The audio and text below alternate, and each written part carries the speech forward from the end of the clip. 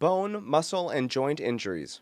Musculoskeletal injuries can occur in many different ways, and there are four basic types. The four types of musculoskeletal injuries are a fracture, which is a break, chip, or crack in the bone; a dislocation, which is a separation of a bone from a joint; a sprain, which is the tearing of ligaments at a joint; and a strain, which is a stretching or tearing of a muscle or tendon.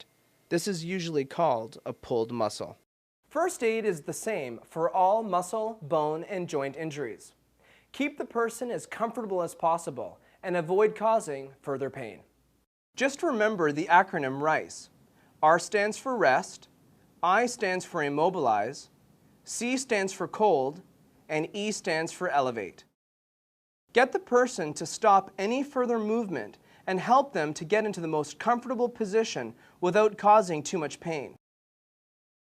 Immobilize the injured body part to prevent further damage. Apply ice or a cold pack to decrease pain and swelling. Cold will also constrict the blood vessels and minimize internal bleeding. To protect the skin, place gauze or a cloth between the ice and the skin. Cool the affected area for 20 minutes every hour for the first 24 to 48 hours. If possible, elevate the area above the level of the heart to slow the flow of blood. Do not elevate the body part if it causes more pain. If medical attention is delayed, the injury is minor, or you are in a remote area and 911 cannot access you, immediately immobilize the injured area with a splint, sling, or bandages to lessen pain and prevent further damage. A splint is a device that keeps the injured body part in place. There are three types of splints: soft, rigid, and anatomic.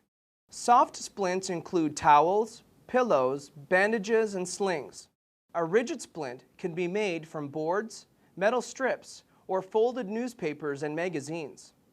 Finally, an anatomic splint is using a healthy body part to immobilize an injured area, like fingers or toes.